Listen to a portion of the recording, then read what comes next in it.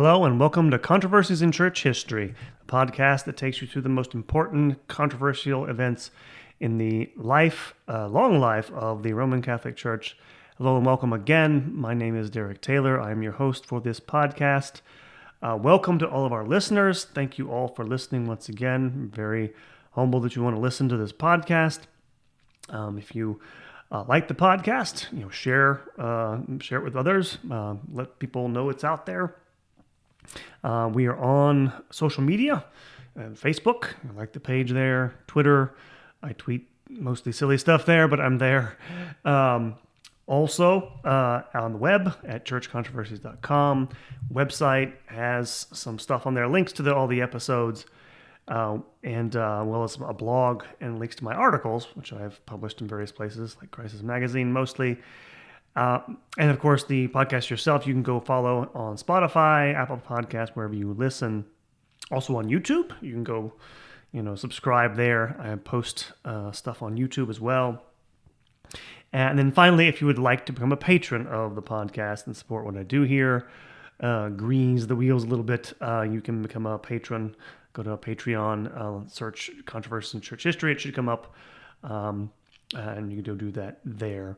But thank you, everyone, for supporting the podcast and whatever you do it. I really, really do appreciate it. And today for you, we have a single episode, which is on a topic that's kind of been on my mind for a long time. And it's actually one of these episodes where I am effectively retconning something I wrote and didn't get published. And the question I'm going to answer here is the Pope an absolute monarch? Now, this is something that comes up a lot, actually. Sometimes when you hear people, complain about the Pope, his government, people will say, well, he's an absolute monarch, right? And so in this essay, which I can't remember where I sent this now and tried to get it published and couldn't, probably because it's well over 2,000 words, so it's kind of long. What I do in this essay, which I'm going to read for you, I'm going to comment on it, because I have a couple of comments I want to make and relate that to contemporary realities in the Catholic Church. But it's actually about, because this, again, this podcast, I say this all the time, it's not a theological podcast. It's not an apologetics podcast. It's a history podcast. That's my background, my training. And that's most of what this is going to be. I'm not going to talk about, I'm going to talk a little bit about the government of the papacy itself, which is not my area of expertise, but the reference here, calling the Pope an absolute monarch. There is an actual historical, type of monarchy called absolute monarchy. And that's what I'm going to look at here. And we'll see if the Pope is actually like an absolute monarch. And not to spoil it for you, but the answer is actually yes. Papacy is an absolute monarchy. However, it's not what you think, most likely. And it's not the common meaning of that term. So I'm going to talk about that and the historical background a little bit. And I talk about some of this in the paper as well, related to the papacy, a little bit of theological stuff. But I'll talk more at the end of it and make a couple of comments I didn't make in the actual essay itself, which is long enough. So sit back and enjoy. I'll read the essay and then talk about it a little more. So, is the Pope an absolute monarch? Many good, faithful Catholics seem to believe that the Pope is an absolute monarch. By that, I mean the Pope must be obeyed in pretty much anything he commands, and that to refuse is tantamount to a mortal sin. As Pope Benedict XVI remarked, they seemingly believe that the Pope's, quote, thoughts and desires are law, unquote, and must be obeyed in every instance. This is a response one hears quite frequently these days in response to initiatives coming out of Rome. If you disobey the Pope, even in the most trivial matters, you are effectively a Protestant.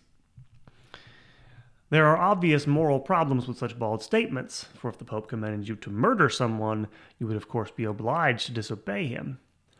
But we are discussing matters here much more subtle, obviously. In reality, quote-unquote absolute monarchs differed quite a bit from the popular caricature current today. Getting a sense of what these monarchs were actually like can help clarify some of the issues at stake in debates over authority and obedience in the Catholic Church today. The term absolute monarch in everyday parlance has come to mean something like a dictator who can do whatever he wants.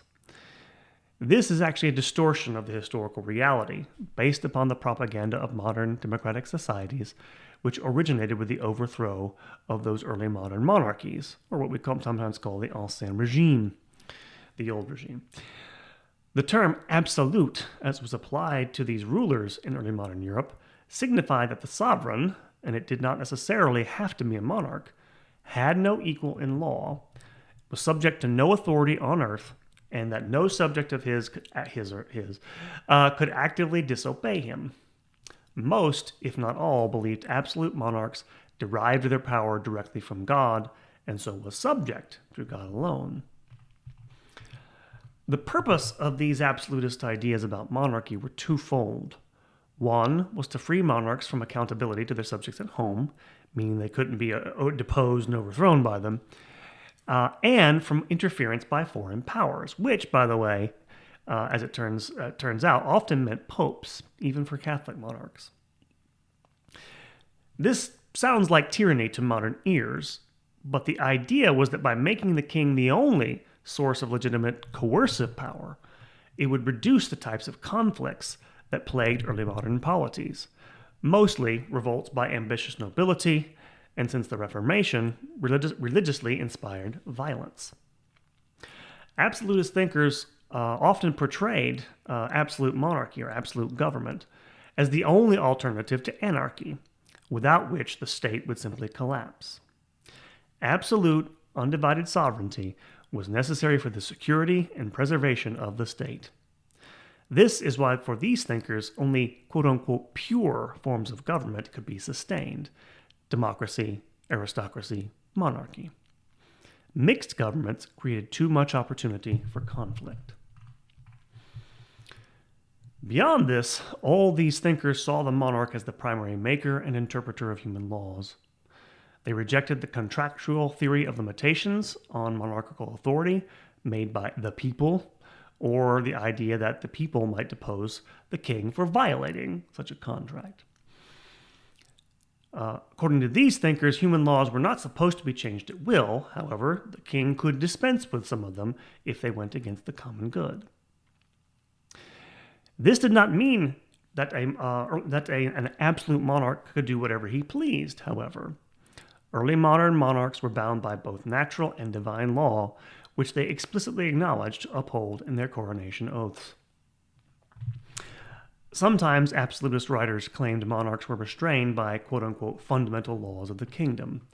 But little agreement existed among these writers about what these were, however, and such an idea of fundamental laws often became a source of conflict itself.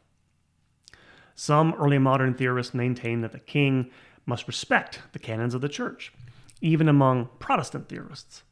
But by the end of the 17th century, this had given way to royal absolutism in places like England and, above all, in France, where the clergy declared for the king's independence from Rome in 1682, issued a declaration that the king was essentially independent of Rome in ecclesial terms. What's called Gallicanism. In Catholic countries, defenders of absolute monarchy equated assertions that one could resist them with Protestantism for polemical purposes. But plenty of Protestants defended absolute monarchies as long as they were Protestant. It should be noted that some very prominent Catholic thinkers, such as St. Robert Bellarmine and Francisco Suarez, among others, embraced contractual theories of government and attacked the idea of royal absolutism in the name of the Pope's temporal authority. Fierce debate raged on whether or not a subject could ever resist, even passively, the command of a legitimate monarch. These debates often turned on what the cause for resistance was. Protestants who thought the monarch was undermining the true Protestant faith thought it could be licit, and Catholic thinkers often thought the same thing, even when they felt a Catholic monarch was undermining the Catholic faith. I should note these types of cases were exceptional, and normally a subject was supposed to obey their sovereign. In practice, the absolute monarchs of early modern Europe were actually fairly limited in their ability to impose their will on their subjects. One primary reason is they did not have at their command a modern bureaucracy, and so were dependent on the consent of local authorities to govern. One famous example of this problem is taxation. Louis XIV of France imposed intendants, royal officials, on his kingdom in order to collect taxes, supposedly subjecting local authority to these intendants. However, the tax system he created could never fully be rationalized because the various regions of France had their own laws. Many of them had been former kingdoms or principalities, and so were exempt from a whole variety of taxes. It couldn't impose a uniform tax code on the whole country. Moreover, regional legal bodies called parlements offered avenues for resistance to the French crown, which often stymied attempts by royal ministers to reform the kingdom's taxation system.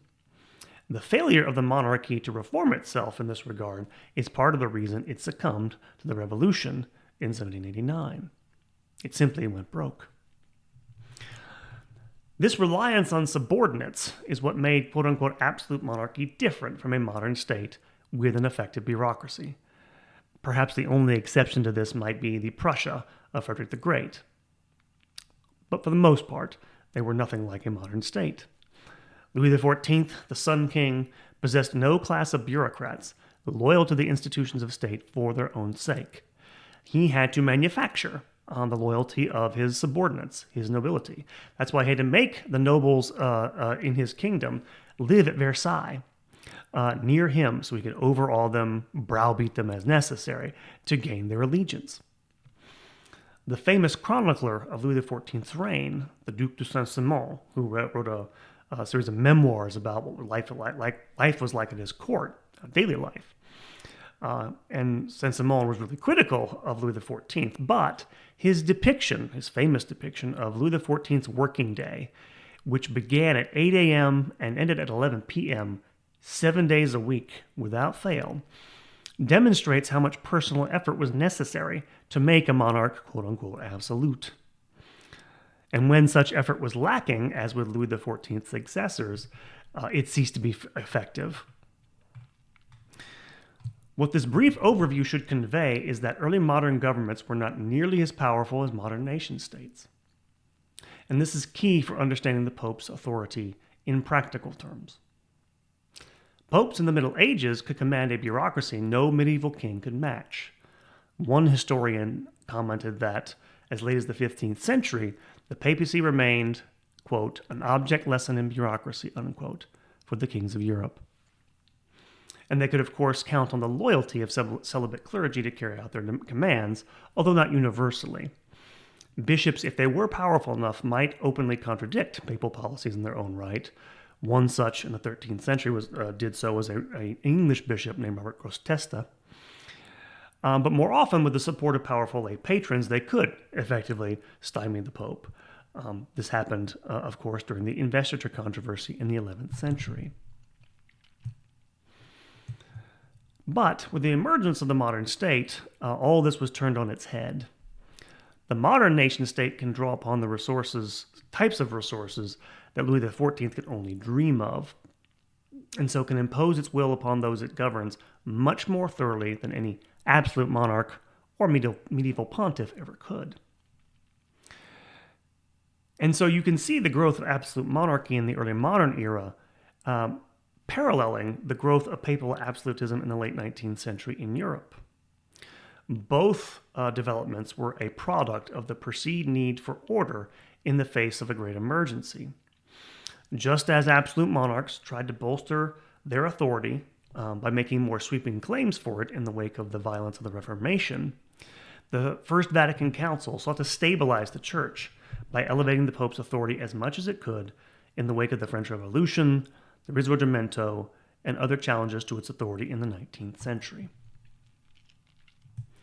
Subsequently, the Vatican enacted reforms which appear to have been intended to make it more like a modern nation-state, to be able to treat with it on something like equal terms. In 1917, the Vatican promulgated its first integrated code of laws, the Pio Benedictine Canon Law Code. Such legal systems, which are universal and run everywhere, are a hallmark of modern nation-states, which insist on one set of laws applying across its entire territory. But this was a novelty in terms of the universal church. It had never been done before. Similarly, the reorganization of the Curia after Vatican II, with its enlargement of its bureaucracy and its reorientation toward the world, can also be seen as an attempt to make the Vatican function more like a modern nation state. If you don't know what I'm referring to, in the 1960s, Paul VI beefed up the bureaucracy of the Vatican and rearranged its offices. Prior to this, the most powerful office in the Roman Curia had always been the Holy Office. Because why? Because it was a doctrinal enforcer, and beliefs mattered more than anything else.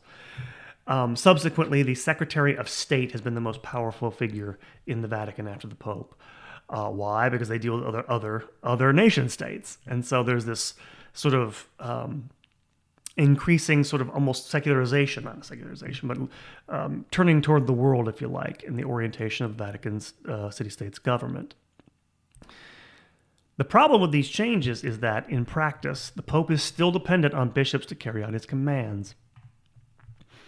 The papacy lacks the resources, bureaucratic and financial, of a modern nation-state, and simply cannot impose its will on a global institution in the same way a modern state does upon a much smaller territory. This is why Pope Francis's resort to quote-unquote sacking bishops, and I'm referring to his removal of one of the bishops in Puerto Rico last year or the year before, will not work in the long run. Popes cannot simply dispense with bishops when they refuse to do what he wants, at least not en masse. They still need them to run the church. It is also why so many initiatives of John Paul II and Benedict XVI never made any impact. I am thinking here of Ex Cordie Ecclesiae and Summorum Pontificum. Ex Cordie Ecclesiae was the John Paul II's apostolic constitution on Catholic universities, and trying to make them Catholic again, was largely ignored, and Summorum Pontificum also was largely ignored. Most bishops simply refused to do anything about these documents, and so they withered on the vine. I can mention others, by the way. But the similarity with absolute monarchs of that period isn't limited to their lack of effective control over the institutions they governed. One other aspect of early modern debates on absolutism was whether and to what extent kings might alter human laws, which laws were changeable and which ones not, which laws were fundamental and which ones not. In the early modern period, people were only gradually beginning to understand that human laws changed over time. Many still believed that human laws were unchanging and that monarchs shouldn't be able to change them. This is why, for example, when the kings of England began to try to make laws without parliament and experiment with new forms of taxation in order to raise revenue, opponents in 17th century England in the parliament appealed to a myth of a quote-unquote ancient constitution whose nature was immemorial and unchanging in order to try and curb royal power. The question they faced was whether or not the sovereign had the right to fundamentally alter the nature of the polity, its constitution, for lack of a better term. The main difference between the Pope and absolute monarchs, at least traditionally, is that the Church is supposed to have a divine constitution, meaning that it is immutable and cannot change, because it's become from revelation, divine revelation. It is disagreements about this that inform arguments over what type of obedience is due to the Pope. Benedict XVI, in his 2005 Christmas address to the Curia, pointed out that the Church has a divine constitution, which cannot be altered, unlike a modern secular state. Critics of John Paul II and Benedict XVI used to argue for a constitutionalist vision of the Church, such as Francis Oakley, but one that is essentially like that of a modern state. Oakley, who was an eminent historian of early modern thought and church history, has explicitly stated that the church has no irreformable teachings because of, quote, the historically conditioned, reformable, and essentially provisional nature of all doctrinal formulations, ecclesiologies, and church structures. Conciliarist no less than papal, unquote. Thus saith Francis Oakley. These church constitutionalists have been notably silent after the elevation of Pope Francis. The reason is that the debates about the Pope's authority are really proxies, in some ways, for disputes about the nature of the Church. critics of papal authority under John Paul II and Benedict XVI, who now cheer Pope Francis, are not necessarily hypocrites. I suspect many, like Oakley, believe the Church's constitution is essentially mutable, essentially like that of a political organization, and they resented earlier popes for not changing it to their liking.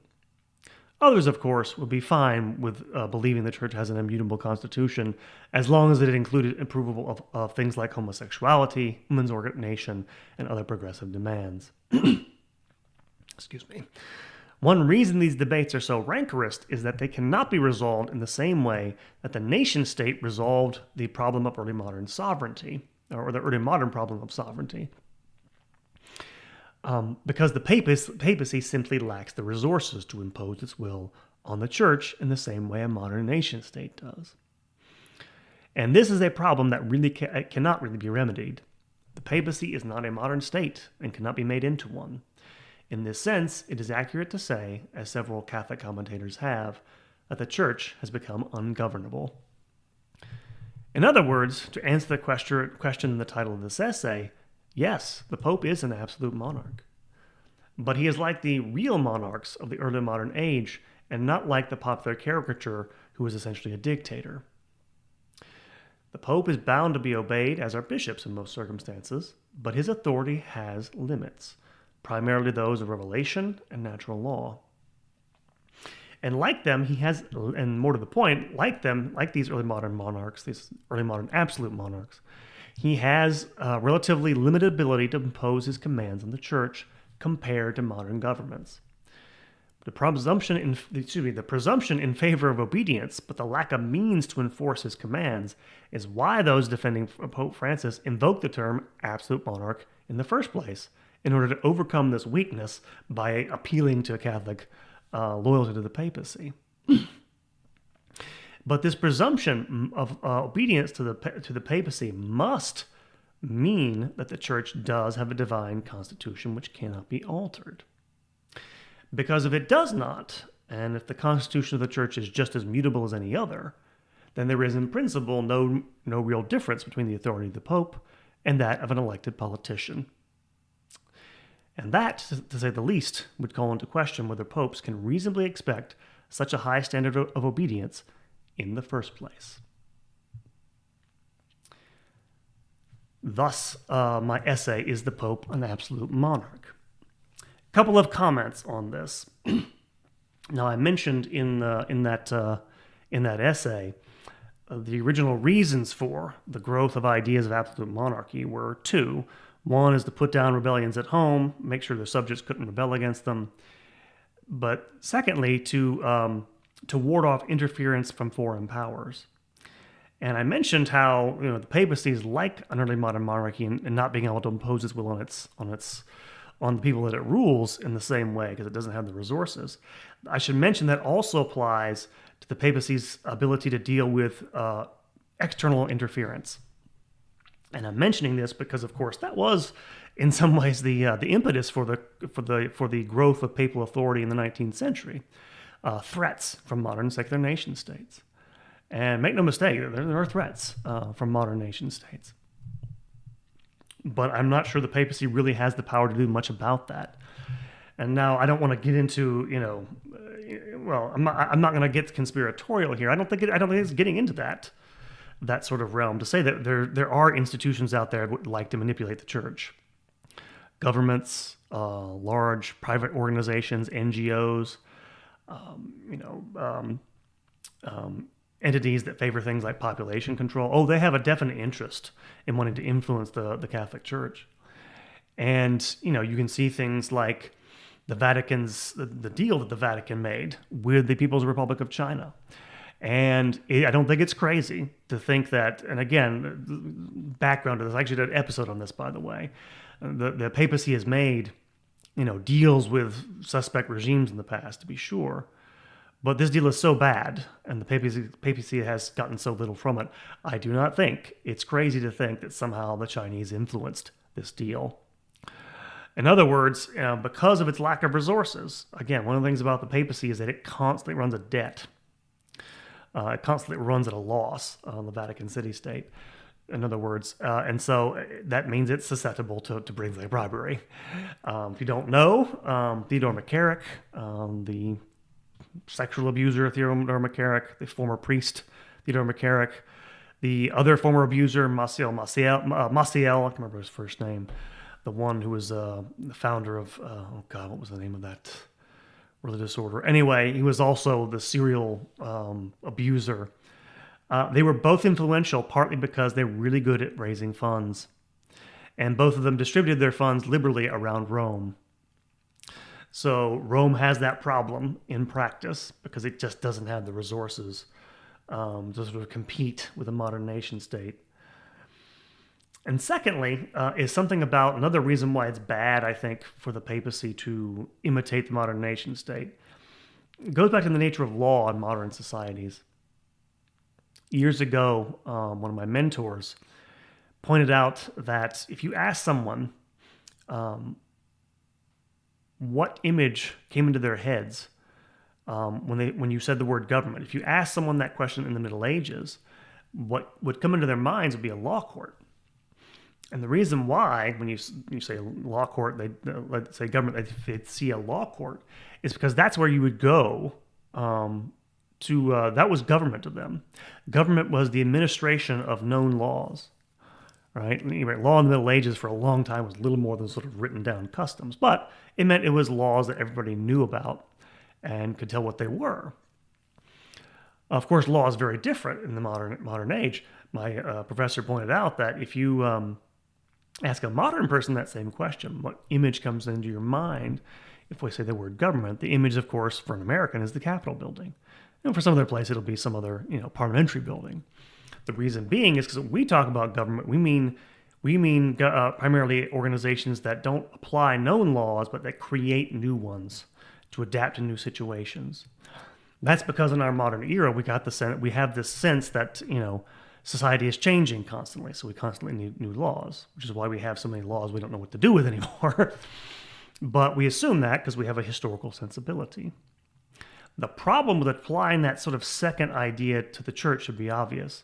Again, if it's supposed to have a divine constitution, it's not supposed to change all the time. And its first and most important duty is, of course, maintaining the known laws, maintaining revelation, the deposit of the faith.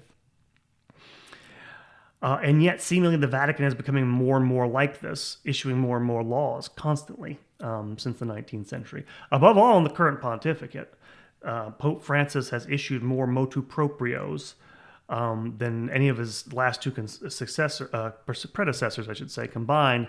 If you don't know what a motu proprio is, it's a document that literally means on his own authority, where Francis has effectively been ruling by decree not for the most part, but in many ways in his pontificate. And so you have this again, I think that's some ways a push to sort of, almost, like I say, secularize the Vatican government in a way. Recent changes by Pope Francis have made that governance even more, I would say, something like a modern nation state, because he just issued I can't remember the name of the document, reorganizing the curial departments in the Vatican, effectively centralizing more power in the Pope's hands. So increased centralized power, and something like secularization, because he's actually called for having laymen in posts in the Vatican government. Again, this has caused issues because, of course, the church has always claimed that laymen didn't have a right to do that.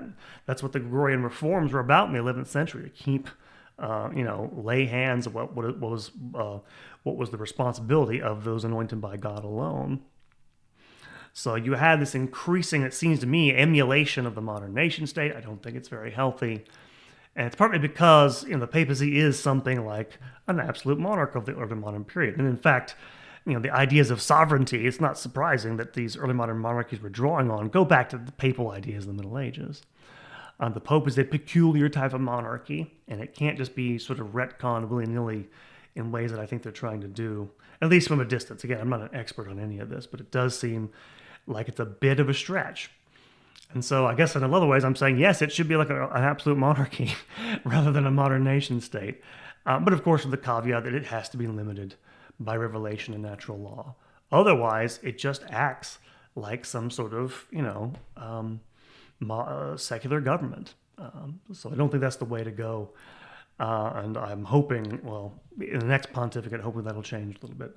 I don't know. We shall see. But that is all for this episode of Controversies in Church History. I hope you've enjoyed it. I hope you got something out of it. If you did, please help spread the word. If you know anybody who might be interested in it, if they like this type of thing, historical stuff, quasi-academic sounding stuff, let them know. Share a post on social media saying, hey, I listened to this episode. It's really good. Help spread the word. I'd appreciate that. You also follow us on social media, Facebook, go like the page, Twitter, go follow us there. Controversies in Church Histories on the web, churchcontroversies.com. Check us out there. Should have, by the way, another essay in Crisis being published soon enough. Also on YouTube, go subscribe there as well. I'm trying to increase the membership on the YouTube channel, hopefully monetize it at some point. And then, again, follow us on Spotify, Apple Podcast. And last, again, if you want to become a patron, you can go to Patreon, search Controversies in Church History. We have, I think, 3 levels. They're all really not substantial. I think it's $5, $7, $10 a month, something like that. But if you'd like to do that, go do that. But in any case, please help spread the word. And thank you all once again, for listening. Most humbled by your support. I really appreciate it out there. And look for some stuff coming up in the near future, other episodes. That's the last thing before I let you go. Should have for everyone the 3rd episode in our series on Latinization dropping soon. I should have for patrons the next episode, next couple of months, next couple of weeks, dropping on the 4th episode in the series on Latinization of the Eastern churches. And in the works, this may be a little longer to get to, but a very interesting episode you will not want to miss. Be one on the Pearson Integrated Humanities Program, which, if you know what that is, it's an interesting one. I have an interesting take on it for you, so look out for that. And then finally, I've promised interviews and live streams. I swear I'm getting to them eventually. I know a lot of you out there waiting for this stuff, but I do want to interact with you guys a little more and give you some different content, especially our patrons, which I appreciate. So promise that's coming, hopefully sooner rather than later. Still working on some things here at home. But that's it. That is all. God bless you all. Thank you, guys. Have a great week. See you next time.